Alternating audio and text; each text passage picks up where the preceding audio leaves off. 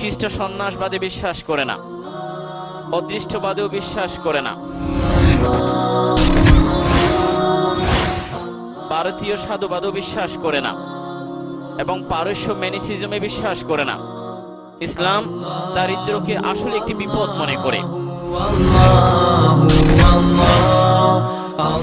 যে দারিদ্র বিমোচন করার জন্য প্রথম ব্যক্তিকে উদ্যোগ নিতে হবে। যে দরিদ্র গরিব,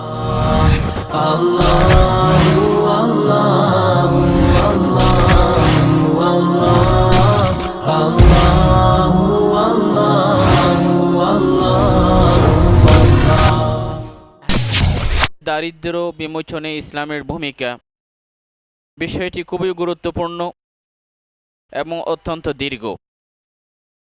আমরা জানি দারিদ্র এবং দরিদ্রের সাথে পরিচয় মানবতার সেই অনেক পুরাতন কাল, প্রাচীন কাল থেকে। বিশেষ করে আমরা যে দেশের নাগরিক, সে দেশটি পৃথিবীর অন্যতম দরিদ্র দেশ। এদেশের 60 মিলিয়ন মানুষ কঠিন দারিদ্র সীমানার নিচে বসবাস করে। দারিদ্র কিভাবে সমাজ থেকে উৎখাত করা যায়, ইসলাম এ সম্পর্কে কি দিক নির্দেশনা দেয়, এটা নিয়ে আলোচনা করার জন্য দীর্ঘ সময়ের দরকার। তবে আমরা এই সংক্ষিপ্ত সময়ে যদি শিরোনাম হিসেবে উল্লেখ করতে পারি, তাহলে বুঝতে পারব পৃথিবীতে শুধুমাত্র ইসলামই একমাত্র ধর্ম বা মতাদর্শ, যে শুধু কাগজে কলমে নয় বা থিওরিতে নয়, বাস্তবেই কিন্তু দারিদ্র হঠাতে, দারিদ্রকে সরিয়ে দিতে সক্ষম হয়েছে। ইসলাম খ্রিস্ট সন্ন্যাসবাদে বিশ্বাস করে না, অদৃষ্টবাদেও বিশ্বাস করে না, ভারতীয় সাধুবাদেও বিশ্বাস করে না এবং পারস্য ম্যানিসিজমে বিশ্বাস করে না। ইসলাম দারিদ্রকে আসলে একটি বিপদ মনে করে এবং সেই বিপদ থেকে উত্তরণের উপায়ও বলে দেয়। আর ইসলামের এক্ষেত্রে সুনির্দিষ্ট নীতিমালা আছে। আজকে দারিদ্রকে দূর করার জন্য সমাজ থেকে প্রতিদিন পৃথিবীর কোনো না কোনো অংশে, দেশে সভা, সেমিনার, সিম্পোজিয়াম হচ্ছে, প্রচুর পড়াশোনা হচ্ছে, কিন্তু বাস্তব সত্য হলো এ পর্যন্ত দারিদ্রকে দূরীভূত করা পৃথিবীর কোনো সমাজ থেকে সম্ভব হয়নি। এমনকি যে সমস্ত রাষ্ট্রগুলোকে আমরা ধনী রাষ্ট্রের কাতারে মনে করি, তারাও সক্ষম হয়নি, তাদের চরম ব্যর্থতা। কিন্তু ইসলাম শুধু কনসেপ্ট নয়, এটাকে বাস্তবায়ন করে পৃথিবীকে দেখিয়ে দিয়েছে, গোটা মানবতাকে দেখিয়ে দিয়েছে যে খেলাফত প্রতিষ্ঠা হওয়ার কয়েক যুগের ভেতরে ব্যবধানে দারিদ্রকে দূর করতে এমনভাবে সক্ষম হয়েছে যে সমাজের বিত্তবান মানুষ জাকাতের অর্থ নিয়ে বেরিয়ে হয়েছে জাকাত গ্রহীতার সন্ধানে। সন্ধ্যা পর্যন্ত ঘুরে ফিরে আসছে, জাকাত গ্রহীতা পাওয়া যায়নি। তাহলে বোঝা যায় যে ওই ইসলাম দারিদ্র হঠাতে, দারিদ্রকে সরিয়ে দিতে কত সফল। আসলে দারিদ্র একটি বিপদ এবং ইসলাম মনে করে এই বিপদটি শুধু মানুষের সমাজের জন্য না, মানুষের ঈমান আকীদার জন্য এটি বিপদ, হুমকি, মানুষের নীতি নৈতিকতার জন্য হুমকি, পরিবার গঠন, পরিবারকে চালিয়ে জানার জন্য হুমকি, সমাজের নিরাপত্তা, রাষ্ট্রের শৃঙ্খলার জন্য হুমকি। এর জন্যই ইসলাম বেশ সুনির্দিষ্ট রূপম্যাপ দিয়েছে, কর্মসূচি দিয়েছে এবং এগুলো যদি টোটাল ইসলামের অবকাঠামোতে বাস্তবায়ন করা হয়, শুধু কিছু ওই যে জোড়াতালে দিয়ে নয়, কারণ একটি কল্যাণকর রাষ্ট্র প্রতিষ্ঠা ছাড়া কোনোভাবেই জোড়াতালে দিয়ে দারিদ্র বিমোচন করা সম্ভব হবে না। একটি পূর্ণাঙ্গ সেটআপের মাধ্যমে সেই দারিদ্র বিমোচন করতে হবে। এবং ইসলাম মনে করে এটা আকীদার জন্য হুমকি, ইমানের জন্য হুমকি। কারণ একটি কথা আছে, রাসূল করিম সাল্লাল্লাহু আলাইহি ওয়াসাল্লাম ইরশাদ করেছেন, কাদাল ফাকরু আন ইয়াকুনা কুফরা, দারিদ্র সেটা কুফরিতে পরিণত হতে পারে। এমনকি যুন্নান মিসরি থেকে বর্ণিত আছে, তিনি বলেন যদি কোনো জনপদ দারিদ্র দ্বারা আক্রান্ত হয়, কুফরি নাকি বলে আমাকেও সঙ্গে নিয়ে যাও, আমাকেও সঙ্গে নিয়ে যাও। রাসূল ইরশাদ করেছেন, তাউযু বিল্লাহি মিনাল ফাকরি ওয়াল কিল্লা ওয়ায যিল্লা, তোমরা দারিদ্র থেকে পানা চাইবে, লাঞ্ছনা থেকে পানা চাইবে, স্বল্পতা থেকে পানা চাইবে। রাসূল নিজেই সকাল বিকাল দোয়া করতেন, আল্লাহুম্মা ইন্না আউযু বিকা মিনাল কুফরি ওয়াল ফাকরি, কুফর এবং ফকর, কুফরি এবং দারিদ্র পাশাপাশি সংযুক্ত। তিনি বলেছেন কুফরি এবং আমি দারিদ্র থেকে পানা চায়, রসুল শিক্ষা দিয়েছেন। এটা ইমান আকিদার জন্য হুমকি। কারণ হতে পারে একজন অলস মানুষ কাজ করে না, তার প্রচুর অর্থ, আর একজন খেটে খাওয়া মানুষ, সে সারাদিন কাজ করার পরে হয়তো অনাহারে বা অর্ধাহারে থাকে। হতে পারে নাউজুবিল্লাহ মানুষটি তার ইমানকে আকিদাকে প্রচণ্ডভাবে জাকুনি দেয় যে আমি সারাদিন কাজ করে না খেয়ে আসি, আর আল্লাহ পাক এই যে অলস মানুষটাকে পুরোপুরি দিয়েছেন। তাহলে যতদিন পর্যন্ত একদিকে প্রাসাদ, অন্যদিকে কুড়েঘর, একদিকে বিলা, অন্যদিকে জীর্ণ কুঠির, এভাবে থাকলে পরে মানুষের ইমান আকিদাতে প্রচণ্ড জাকুনি দেবে। আর এটা বলা হয় যে ওয়াসাইয়াল আলমান নেহরিরা জিন্দিকা, এ ধরনের সম্পদের অসম বন্টন, যে দারিদ্র্যের চাকা যাতা করে পিষ্ট হবে, আর কিছু মানুষ প্রাচুর্যের সম্পদের পাহাড়ের উপর বসে থাকবে, এটা কখনো কখনো একজন জ্ঞানী মানুষকে বিদ্রোহী করে তোলে। এটা নীতিনৈতিকতার জন্য হুমকি, নীতিনৈতিকতাকে ধ্বংস করে। আমাদের সময়ের যথেষ্ট স্বল্পতা, তবে সে হাদিসের দিকে ইঙ্গিত করি যে হাদিসের মধ্যে আছে এক মানুষ বনী ইসরায়েলের রাতের অন্ধকারে সাদকা নিয়ে গেল। প্রথম দিন কোনো চোরকে, দ্বিতীয় দিন কোনো পতিতাকে দিল। সমাজের মধ্যে খানাগোসা হলো যে সাদকা দিল একজন পতিতা এবং চোরকে, কিন্তু স্বপ্নে সেই লোকটি দেখেন যে আল্লাহ পাক চোরকে দেওয়ার পরে সে চুরি বৃত্তি ছেড়ে দিয়েছে, পতিতাকে দেওয়ার পরে পতিতা বৃত্তি ছেড়ে দিয়েছে। এ হাদিস প্রমাণ করে যে দারিদ্র কখনো মানুষকে চোর হতে উদ্বুদ্ধ করে, কখনো বা পতিতা বৃত্তির মতো একটি ঘৃণা পেশাও অবলম্বন করতে বাধ্য করে। আর এই দারিদ্র পরিবার, যেটা সমাজের প্রথম বুনিয়াদ, এটার জন্য হুমকি। আমরা জানি পরিবারের মধ্যে স্বামী স্ত্রীর যে বন্ধন, মা বাবার সাথে ছেলে সন্তানের যে বন্ধন, এটা খুবই অটুট, খুব মজবুত। কিন্তু সেই অটুট বন্ধনের মধ্যে ছিঁড় ধরতে পারে, ফাটল ধরতে পারে। কোরআন বলে ওয়ালা তাকতুলু আওলাদাকুম খাশিয়াতা ইমলাক, দারিদ্র্যের ভয়ে তোমরা সন্তানকে নিজ হাতে হত্যা করো না। নাহনু নারযুকুকুম ওয়া ইয়াকুম ইন্না কাতলাহুম কানা খিতান কাবীরা। তাহলে বোঝা যায় যে অনেক সময় দারিদ্র্যের ভয়ে বা আশঙ্কায় বা দারিদ্র্যের শিকার হয়ে নিজ সন্তানকে গলায় চেপে মেরে ধরতে বা জীবিত হত্যা করতে মানুষ দ্বিধাবোধ করে না। এটা পরিবার গঠনের জন্য হুমকি, আর সমাজের স্থিতিশীলতার জন্য হুমকি। আমরা জানি যে সমস্ত মানুষগুলো বস্তির সেই বঞ্চিত, সুবিধা বঞ্চিত মানুষগুলো অপরাধে জড়িয়ে পড়ে, তারা অধিকাংশই কিন্তু সুবিধা বঞ্চিত মানুষ, দারিদ্র্যের কষাঘাতে জর্জরিত মানুষগুলো। হযরত আবু যর গিফারি বলেন, আমি তো অবাক হই যে ওই গরিব মানুষ, তার ঘরে খাবার নেই, অথচ তার প্রতিবেশীর প্রচুর খাবার আছে, সারাদিন খায়, কেন সে অস্ত্র উঁচিয়ে যায় না তার থেকে খাবারগুলো চিনিয়ে নিতে? তার মানে এটা সমাজের শৃঙ্খলার জন্য হুমকি। সুতরাং ইসলাম দারিদ্র্যকে সরাতে বলে এটা হুমকি মনে করে, এবং এটা কিভাবে বিমোচন করা যায়, ইসলামের সেখানে সুনির্দিষ্ট দীর্ঘ কর্মসূচি আছে। আমাদের 10 মিনিটের ভিতরে ইসলামের সে সুনির্দিষ্ট যে দীর্ঘ কর্মসূচি আলোচনা করা সম্ভব নয়। তবে আমরা শ্রোতাদের, আপনাদের একটি দৃষ্টি আকর্ষণ করব। ইউসুফ করদাবী একেদের সুন্দর চমৎকার একটি বই লিখেছেন, মুশকিলাতুল ফকরি ওয়া কাইফা আলাইহাল ইসলাম, যে দারিদ্র একটি সমস্যা, ইসলাম সেটাকে কিভাবে ডিল করেছে, কিভাবে সমাধান করেছে। এই বইটি যদি আমাদের নজরে আসে, বাংলাতে অনুবাদ হয়েছে, যদি পড়ি তাহলে আমরা বুঝতে পারবো ইসলাম দারিদ্র বিমোচনের জন্য কত কার্যকর পদক্ষেপ গ্রহণ করেছে। ইসলাম মনে করে যে দারিদ্র বিমোচন করার জন্য প্রথম ব্যক্তিকে উদ্যোগ নিতে হবে। যে দরিদ্র গরিব তাকে উদ্যোগ নিতে হবে। উদ্যোগ কিভাবে? সে শ্রম দেবে উৎপাদনের ক্ষেত্রে, রাষ্ট্রের সেবায়, ব্যক্তি একক বা যৌথ প্রয়াসকে আমরা বলি শ্রম দেবে। আল্লাহ পাক বলেন হুয়াল্লাযী জাআলা লাকুমুল আরদা যালুলান ফামশু ফি মানাকিবিহা ওয়া কুলু মিন রিজকিহি ওয়া ইলাইহিন নুশুর। পৃথিবীতে তোমরা ছড়িয়ে পড়ো, এটা আল্লাহ পাক উপবৃষ্টি বিচরণ করো। আল্লাহ পাক রিজিক ওয়াদা আমাদেরকে দিয়েছেন। অন্য আয়াতের মধ্যে বলেন আনশাআকুম মিনাল আরদ ওয়াস্তা'মারাকুম ফিহা, এই পৃথিবীর মাটি থেকে আমাদেরকে সৃষ্টি করেছেন, এখানে আমাদেরকে বসতি দান করেছেন। সুতরাং এই পৃথিবীটাকে আবাদ করার জন্য, এটাকে পরিত্যক্ত রাখার জন্য না, আবাদ করার জন্য, যে আমরা যে ভূমিকায় রাখবো এগুলো সবই শ্রমের পর্যায়ে পড়ে। আর এই শ্রমের মাধ্যমেই কিন্তু দারিদ্র বিমোচন হবে। এই বিষয়ে, এ প্রসঙ্গে প্রচুর হাদিস আছে। রাসূল করিম সাল্লাল্লাহু আলাইহি ওয়াসাল্লাম বলেন, মান বাতা কাল্লান আসবাহা মাগফুরাল্লাহ, কেউ যদি সারাদিন কাজ করে বাসায় যখন ফিরে আসে অবসাদগ্রস্ত হয়ে, ক্লান্ত হয়ে, নিষ্প্রভ হয়ে, আল্লাহ পাক ওই দিনের কাজের কারণে, ক্লান্তির কারণে, তার শ্রমের কারণে তার গুনাহগুলোকে মাফ করে দেন। আর হাদিসের মধ্যে কথাও আছে, মা আকালা আহাদুন তাআমান খায়রান মিন আন ইয়াকুলা মিন আমালি ইয়াদিহি, মানুষের সেরা খাবারটি হলো নিজের শরীরে ঘাম জড়িয়ে, মাথার ঘাম পায়ে ফেলে, বুকে রক্ত পানি করে মানুষ যে জীবিকা অর্জন করে, এটাই হলো তার সেরা খাবার, উৎকৃষ্ট খাবার। নবীদের মধ্যে কেউ অন্যের দিকে চেয়ে খাননি। আমরা জানি আম্বিয়া কেরাম সম্পর্কে তারা প্রত্যেকে কোনো না কোনো পেশাকে বেছে নিয়েছেন।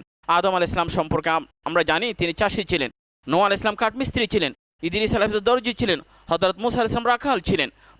নবীর কোনো না কোনো পেশা বেছে নিয়েছেন। দাউদ সম্পর্কিত হাদিসে আছে দাউদ আলাইহিস সালাম একটি পেশা বেছে নিয়েছেন। স্বয়ং আমাদের রাসূল করিম সাল্লাল্লাহু আলাইহি ওয়াসাল্লাম তিনিও একটি পেশা বেছে নিয়েছেন। রাসূলকে যখন বলা আপনি কি পেশা, তিনি বলেছেন যে আমি মক্কার রাখাল ছিলাম, কুনতু আরআল গানাম আলা করারিত। রাসূল করিম সাল্লাল্লাহু আলাইহি ওয়াসাল্লাম কোনো না কোনো পেশাকে বেছে নিয়েছেন। আমাদের বুজুর্গদের মধ্যে কোনো পেশাকে অবলম্বন করা বেছে নেওয়া এটা কোনোভাবেই অসম্মানের বিষয় ছিল না। উলামায়ে কেরামদের মধ্যে অনেকে নিজের বংশের পরিচয় না দিয়ে কোনো পেশার পরিচয় দিয়েছেন।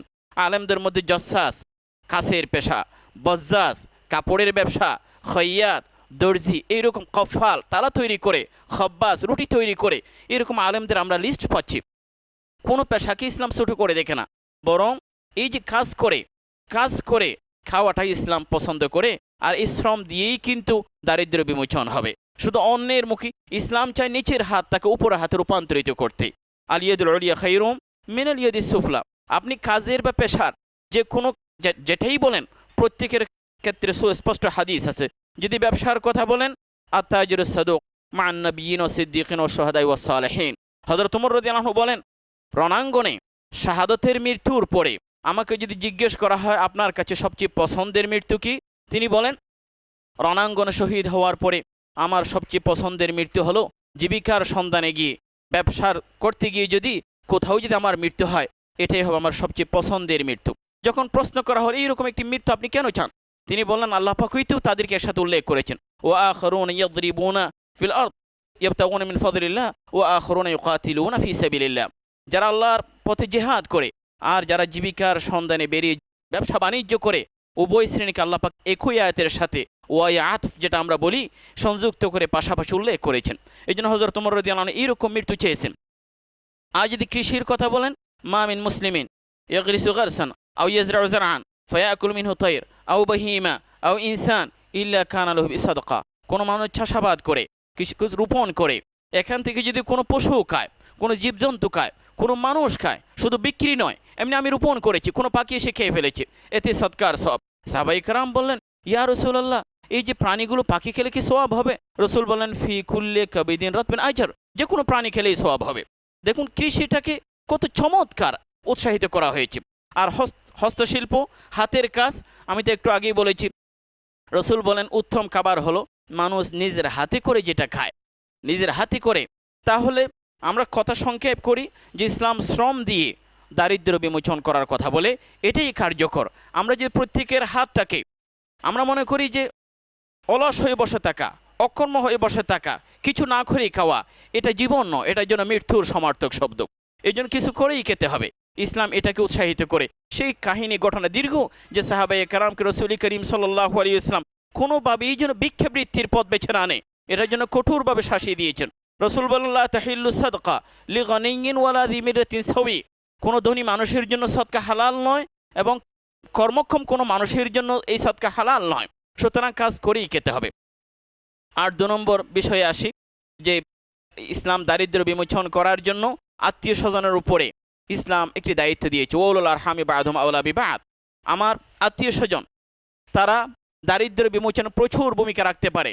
ইসলাম এক্ষেত্রে আপনারা উলামায়ে কেরাম প্রত্যেকেই জানেন যে ইসলামের যে পারিবারিক বন্ধনের মধ্যে আত্মীয়তার প্রত্যেকেই যদি আমরা নিজের অবস্থানে থেকে আমরা যদি আত্মীয়তার সে হক আদায় করতাম, সমাজের মধ্যে কোনো গরিব থাকতো না। আজকে যারা সমাজে গরিব, নিঃসন্দেহে তার চাচাতো ভাই, চাচা, আত্মীয় স্বজন এমন কেউ আছে যে বিত্তবান সম্পদশালী, সে যদি অন্তত বাইরের মানুষের খবর না নিলেও নিজের নিকট আত্মীয় মানুষের খোঁজখবর রাখতেন, সমাজের মধ্যে দারিদ্র্য থাকতো না।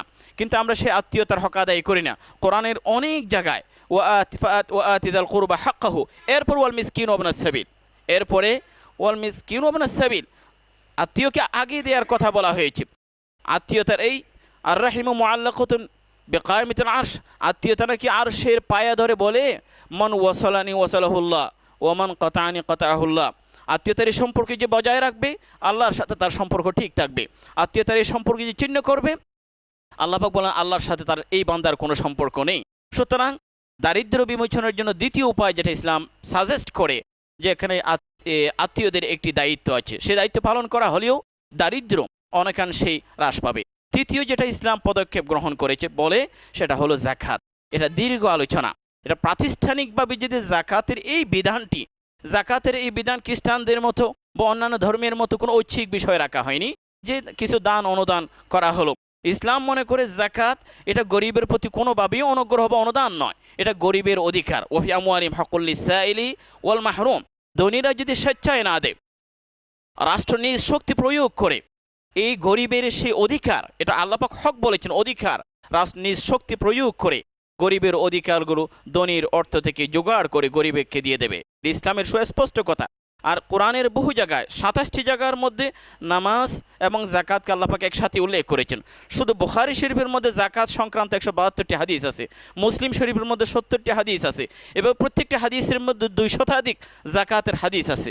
আবু বকর সিদ্দিক তো বলেন যে আমি ওয়াল্লাহি লা উফাররিকু বাইনা শাইআইনি জামাআহুমুল্লাহ, আল্লাহ পাক যেখানে জাকাত এবং নামাজটাকে একসাথে উল্লেখ করেছেন সেখানে আমি দুটো জিনিসকে কখনো আলাদাভাবে দেখার সুযোগ পাই না।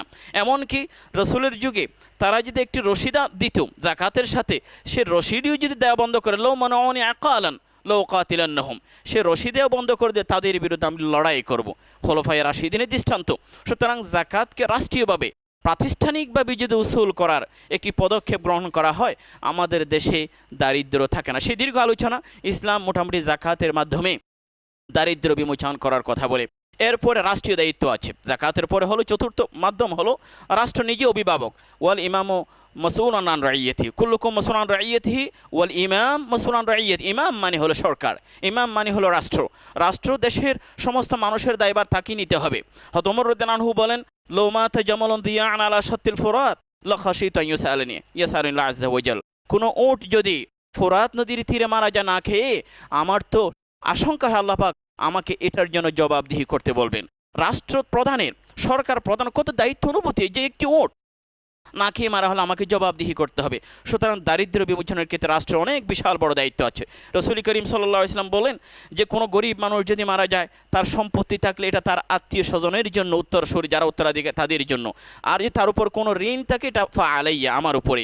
ফা আলাইয়া মানে রাসূল সরকার প্রধান হিসেবে, একজন রাষ্ট্রপ্রধান হিসেবে দায়িত্ব নিয়েছেন যে দেশের প্রতিবন্ধী, পঙ্গু, অসহায়, দুস্থ, গরিব, এতিম, বিধবা, অনাথ, অবলা নারী, তাদের দায়িত্ব রাষ্ট্রের কাঁধেই পড়ে। সুতরাং রসুল সেই দায়িত্বের কথাই বলেছেন।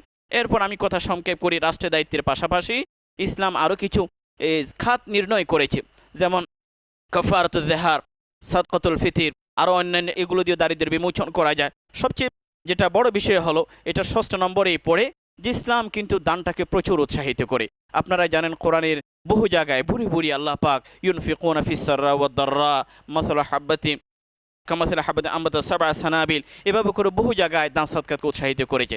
সমাজের প্রত্যেক মানুষ যদি এই দানের গতিটাকে বাড়িয়ে দিত, তাহলে দারিদ্র আজকে তার ডালপালা ছড়িয়ে আরও বেগবান হতো না, বরং দারিদ্র লেজ গুটিয়ে পালিতে বাধ্য হতো। আল্লাহ পাক আমাদেরকে তৌফিক দান করুন।